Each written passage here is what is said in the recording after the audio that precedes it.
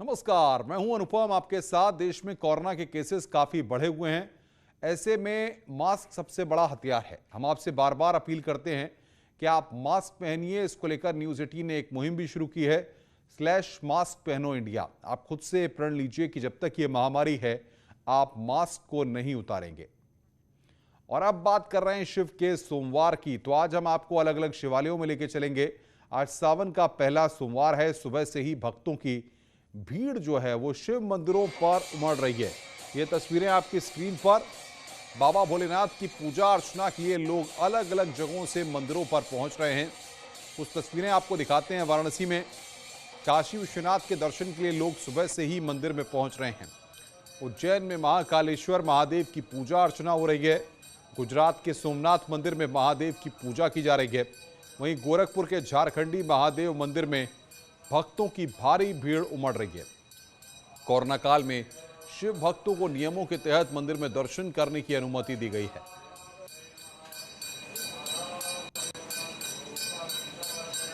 तो ये तस्वीरें इस वक्त आपकी स्क्रीन पर वाराणसी की बाबा भोले की नगरी में किस तरीके से आज सावन के पहले सोमवार पर पूजा अर्चना हो रही है, ये तस्वीरें आप देख रहे हैं।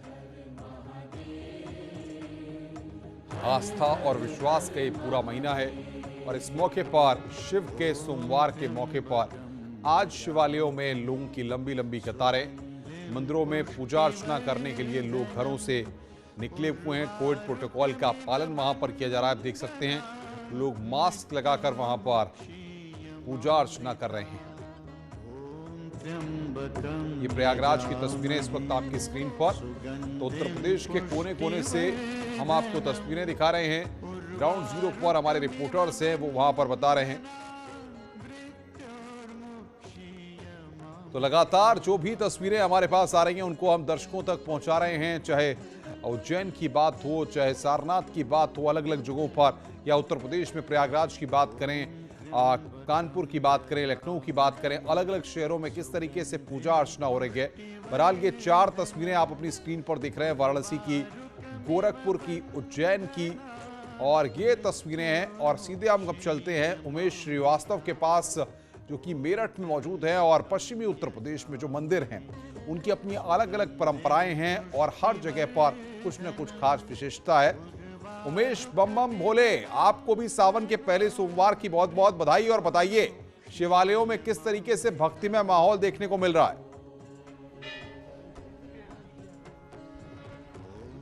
जी हाँ अनुपम जी, बम बम भोले, बहुत बहुत शुभकामनाएं सभी दर्शकों को। सावन का पहला सोमवार आज है। सावन का महीना शुरू हो चुका है, शिव का महीना शुरू हो चुका है और दानी का महीना शुरू हो चुका है। और आज शिवालयों का नज़ारा बस देखते ही बनता है। दूर दूर तक जहाँ जहाँ तक नज़र आ रही है लोग कतारबद्ध हैं और औघड़ दानी के दर्शन करने के लिए बेताब हैं। बाबा के दरबार में हाजिरी का जल चढ़ाने के लिए बेताब हैं। मेरठ के औघड़नाथ मंदिर की छटा निराली दिखती है। मेरठ के बिल्लेश्वरनाथ महादेव मंदिर की छटा निराली दिखती है। यहाँ कोविड प्रोटोकॉल का पालन करते हुए भक्त कतारबद्ध होकर के गर्भगृह में प्रवेश कर रहे हैं और बाबा को जल चढ़ा रहे हैं। बाबा के दरबार में हाजिरी का जल चढ़ा रहे हैं। यहाँ मंदिर के बाहर पंडित जी मंत्रोच्चारण भी कर रहे हैं। आप इन तस्वीरों में देखिए कि किस तरह से पंडित जी यहाँ मंत्रोच्चारण कर रहे हैं। इंद्रो वृद्धः सर्वाः स्वस्ति नः पूषा विश्ववेदाः स्वस्ति नस्तारिक्षो अरिष्टानेमिः स्वस्ति नो बृहस्पतिर्दधातु बृहस्पतिर्वां मरुतः वृष्णिमातरः शुभं जावानो विदते कुजगमयः अग्निजिह्वामनर्वः सोरक्षक्षो विश्वेनो देवा अवसागमन्यं भद्रं कर्णे मदेव भद्रं पश्येम्माक्षभिर्जयधरास्तिरैरङ्गये तुष्टुवागुंसस्थानो मृवशे वाहिते वाहितं जदायुः शतमिन्नु शरदो वन्ति देवा चित्रा नश्चक्राजरशं तनो नाम पुत्राशो यदविदरो भवन्ति मानो मध्यारे रेखादायुर्गन्तोः आदितिर्द्योरादितिरन्तरिक्षमदितिर्माता शपिता शपुत्रः विश्वे देवा आदितिः पञ्चजना आदितिर्जातमदितिर्जानित्वां योः शान्तिरन्तरिक्षगुं शान्तिः पृथिवी शान्तिरापः शान्तिरोगधयः शान्तिः वनस्पतयः शान्तिर्विश्वे देवाः शान्तिर्ब्रह्म शान्तिः सर्वगुं शान्तिः शान्तिरेव शान्तिः श्यामा शान्तिरेधे यतो भवतो नन्त्वा गणपतिगुं हवामहे प्रियाणान्त्वा प्रियपतिगुं हवामहे निधीनान्त्वा निधिपतिगुं हवामहे वशो मम आहम जानि गर्भधमा तुम जासि गर्भधम्मा अम्बे अम्बिके बालिके नमः नयति कर्षणा शुभद्रिकां काम्बीरवासनीं मा सहस्रशीर्षा पुरुषः सहस्राक्षः सहस्रपाता शभोमिगुं सर्वदशाङ्गुलां मा पुरुष एवेदगुं सर्वदशुलां यच्चवाव्यम्मा उतामृतत्वस्यैसानो जदन्नैनातिरोहति एतावानिश्च महिमातो जायाश्च पूरुकः पादो श्रीस्वा भूतानि त्रिपादस्यामृतं दिवि त्रिपादोर्ध्व उदयत् पूरुकः पादो भवति पुनः ततो विघ्वं व्यग्रामशासनानशने अभि ततो विराट जायत विराजो अधिपूरुकः सजातो अत्यरिचत पश्चात् भूमिमतो तस्मात् जनात् सर्वोत्तरिचः सामानि जनिरे छन्दासि उजनिरे तस्मात् यजुः तस्मात् अजायता तस्मात् तस्वा अजायन्त जे केचो भयादन्ता गावो हजगिरे तस्मात् जाता अजावयः तञ्जनं बर्हिः प्रोक्षन् पुरुषं जातं कृतः तेन देवा अजयन्त जात्यारिगजश्चये यत्पुरुषं व्यदधु कथिता मुखं किमस्यासीत् किं बाहु किं रूपादा उच्येते ब्राह्मणो शमगमासीत् बाहु राजन्नः कृतः ऊरु तदस्य जितवेश्यः पदव्यां कुंशु। उमेश, अगर हो सके तो आप पंडित जी से जानिए कि बहुत सारे लोग जो शिवालयों तक नहीं आ पा रहे हैं या मंदिरों तक पूजा अर्चना करने नहीं आना चाहते हैं कोविड गाइडलाइंस में, ऐसे में घर पे रह के कैसे पूजा अर्चना कर सकते हैं, कैसे शिव की भक्ति में लीन हो सकते हैं?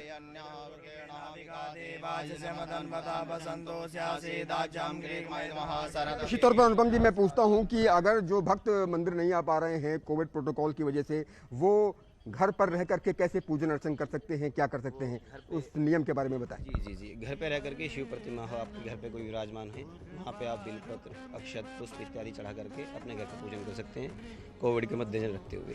बिल्कुल उमेश, हम आएंगे आपके पास। सर्वेश भी हमारे साथ है। सर्वेश, अगर प्रयागराज की बात करें तो किस तरीके से शिवालयों की तस्वीरें हैं, और आपको भी सावन के पहले सोमवार की बहुत बहुत शुभकामनाएं, बधाई। जी, निश्चित तौर पर संगम नगरी प्रयागराज के शिवालयों में काफ़ी उत्साह है और भगवान भोले शंकर को जलाभिषेक करने के लिए तमाम श्रद्धालु उमड़ पड़े हैं। तो प्रयागराज के जो शिवालय हैं उनमें सबसे प्राचीन और पौराणिक मनकामेश्वर मंदिर है, जहां पर इस समय हम मौजूद हैं। ये यमुना के तट पर स्थित है और इसे ऋणमोचन भी कहा जाता है। भगवान श्री राम ने माता सीता के साथ चित्रकूट वन गमन के समय यहाँ पर जो है वो अभिषेक किया था और पूजा अर्चना की थी, जिसके बाद उनकी जो सभी मनोकामनाएं थी वो पूरी हुई थी उनका। तो ये मान्यता तब से चली आ रही है और यहाँ पर भारी भीड़ है और कोविड प्रोटोकॉल के चलते विशेष इंतजाम किए गए हैं। बिल्कुल सर्वेश, मैं आऊंगा आपके पास। अमित राणा गाजियाबाद से। अमित, बताइए गाजियाबाद में किस तरीके से आज शिवालयों पर भीड़ उमड़ी हुई है? जी बिल्कुल, मैं आपको बताना चाहूंगा कि यहाँ खुद रावण के पिता और रावण की यहाँ पूजा किया करते थे। ये कारण भी है, ना सिर्फ गाजियाबाद बल्कि आसपास के इलाके में श्रद्धालु यहाँ आते हैं। आप देख सकते हैं जहाँ तक भी आपकी नजर जाएगी वहाँ तक सिर्फ और सिर्फ आपको भोले की भक्ति नजर आएंगे। कुछ भक्त मेरे साथ हैं, उन जाने की और बात करेंगे। जानना चाहूँ कब से मंदिर आ रहे हैं? पुलकित के पास हम रुक करेंगे। गाजियाबाद से अमित हमारे साथ थे। पुलकित, हरिद्वार में बताइए किस तरीके से कांवड़ यात्रा तो रद्द है, लेकिन किस तरीके से सावन के सोमवार पर भक्ति में माहौल देखने को मिल रहा है? जी बिल्कुल, निश्चित तौर पर कांवड़ यात्रा इस बार कोविड संक्रमण को देखते हुए रद्द की गई है, लेकिन दक्षेश्वर महादेव मंदिर की यदि हम बात करें तो यहाँ जो है भक्ति से पूरा जो वातावरण है वो सराबोर है। आप देख सकते हैं कि यहाँ पर किस तरह से जो भक्तों की जो कतार है वो लंबी कतार लगी हुई है और काफ़ी देर से ये भक्तों की यहाँ पर लाइन लगी हुई है। सब अपनी अपनी बारी का यहाँ पर इंतजार कर रहे हैं और पूरे नियमानुसार कोविड के नियमानुसार प्रोटोकॉल का पालन करते हुए लोग यहाँ पर जो है पूजा अर्चना कर रहे हैं। और यहाँ पर इस मंदिर की जो है महिमा, उसकी जितनी बात की जाए उतनी कम है। यही कारण कि बड़ी संख्या में श्रद्धालु यहाँ पर पहुँचते हैं और लंबी कतार यहाँ पर लगती है। हालांकि इस बार कोविड संक्रमण के चलते जो है ये जो लाइन है जो श्रद्धालुओं की कहीं ना कहीं थोड़ी कम नजर आ रही है और कांवड़ यात्रा भी इसी के चलते रद्द की गई है। यहाँ पर पुलिस की भी जो सुरक्षा है वो भी चाक चौबंद की गई है, जिससे व्यवस्था यहाँ पर बनी है। पुलकित, आपका बहुत बहुत शुक्रिया। तमाम हमारे रिपोर्टर्स जो ग्राउंड जीरो पर हैं सभी को सावन के सोमवार की शुभकामनाएं। और शिवालयों पर लोगों की भीड़, श्रद्धालुओं की भीड़ देखी जा रही है। आगे बढ़ते हैं। विधानसभा चुनाव पास आते ही ब्राह्मण वोटर्स पर हर राजनीतिक दल की नजर है। आज प्रयागराज में बीएसपी का प्रबुद्ध वर्ग सम्मेलन है। बीएसपी महासचिव सतीश मिश्रा इसको संबोधित करेंगे। सुबह 11 बजे बीएसपी की विचार गोष्ठी है। एसपी भी करेगी ब्राह्मण सम्मेलन। सिद्धार्थनगर से होगी इस सम्मेलन की शुरुआत। अखिलेश यादव ने 5 नेताओं को जिम्मेदारी सौंपी है। उत्तर प्रदेश में करीब ब्राह्मण 12% हैं। अब ऐसे में ब्राह्मण वोटर्स पर सबकी नजर है।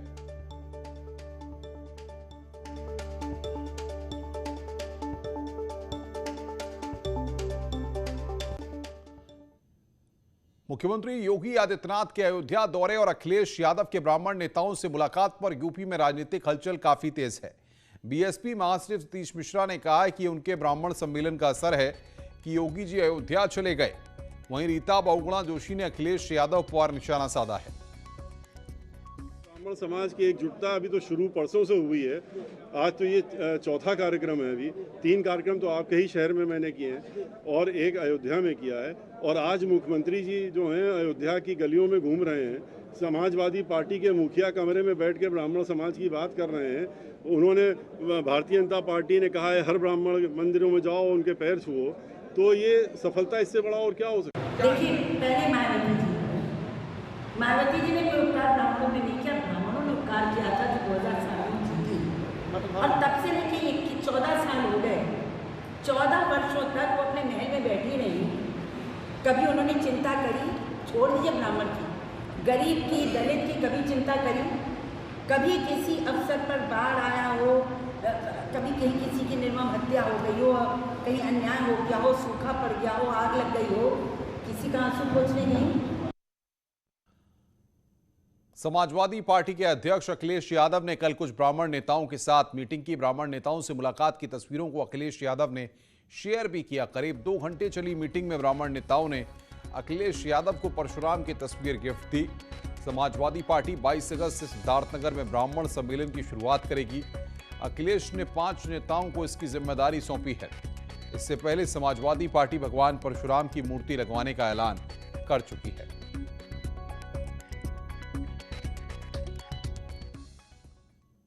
रुक रहे हैं यहां पर एक ब्रेक के लिए, लेकिन ब्रेक में जाने से पहले आपको बता दें कि बढ़ाएगा जोश जब ओलंपिक में उतरेंगे मैन इन ब्लू। आप भी पहनिए टीम इंडिया। बड़ी खबर की बात करते हैं। उत्तर प्रदेश में प्रशासनिक फेरबदल हुआ। आईएएस अफसरों के तबादले किए गए। सिल्वा कुमारी अलीगढ़ की जिलाधिकारी बनी है। सीबी सिंह मुजफ्फरनगर के जिलाधिकारी बने हैं। सहारनपुर के कमिश्नर राजा मौली हटाए गए हैं। आईएएस अरविंद सिंह को केडीए का चार्ज मिला है। केडीए के वीसी बने हैं अरविंद सिंह। आईएएस मधुसूदन का मुरादाबाद तबादला किया गया। एमडीए के वीसी बने हैं आईएएस मधुसूदन। आईएएस शिव शरप्पा कानपुर के नगर आयुक्त बने हैं। विजय किरण आनंद गोरखपुर के जिलाधिकारी बने हैं।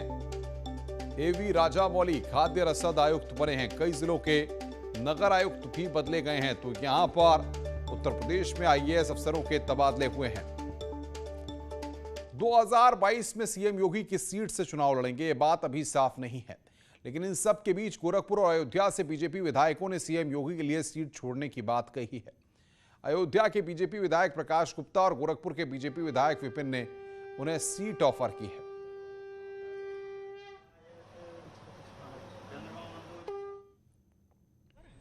निश्चित उन्हीं के बनाए हुए एमएलए हैं और हमारा सौभाग्य होगा, हमारे क्षेत्र का सौभाग्य होगा कि पूज्य महाराज श्री हमारे ग्रामीण विधानसभा से लड़े। तो हमारे क्षेत्र का सौभाग्य होगा कि इतना विकास पूज्य महाराज जी ने हमारे क्षेत्र के लिए किया है। निश्चित है यहाँ की जनता उनको सराखों पर बैठाएगी और बड़े बम्पर वोटों से पूज्य महाराज जी को यहाँ से चुनाव जिताएगी। जब पूज्य महाराज जी को मुख्यमंत्री यहाँ से चुना गया तब भी मैं पहला व्यक्ति था कि गोरखपुर से कि मैं अपनी सीट छोड़ दूंगा, क्योंकि उन्हीं के कृपा से हम हैं। तो निश्चित है और जनता चाहती है कि महाराज जी ने जिस हिसाब से गोरखपुर का विकास किया है तो कहीं से पूज्य महाराज जी लड़ेंगे चुनाव तो निश्चित वहाँ की जनता उनको बम्पर वोट से चुनाव जिताएगी। एक दिन आने की भी जरूरत नहीं पड़ेगी। कोई किसी की सीट होती नहीं है, ये मुझे अवसर मिला।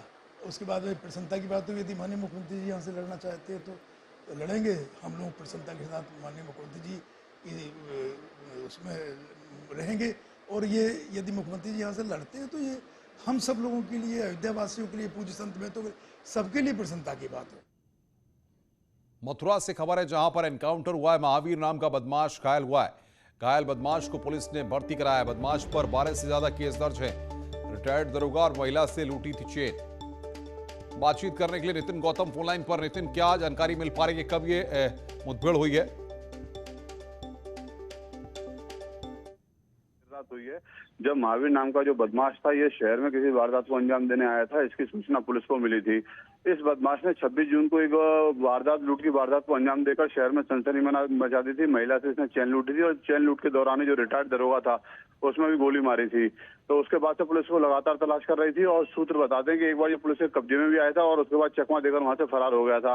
आज फिर पुलिस को एक सूचना मिली थी। उस सूचना के आधार पर पुलिस ने कार्रवाई करते हुए इसको घेरा और घेराबंदी के दौरान इसने पुलिस पर फायर किया, जिसके बाद पुलिस ने भी जवाबी कार्रवाई करते हुए इस बदमाश को घेरा, जिसकी तलाश काफी लंबे समय से थी। बहुत बहुत शुक्रिया नितिन हमारे साथ जुड़ने के लिए और बातचीत करने के लिए। खबरों का सिलसिला लगातार जारी है। फिलहाल इस बुलेटिन में इतना ही। नमस्कार।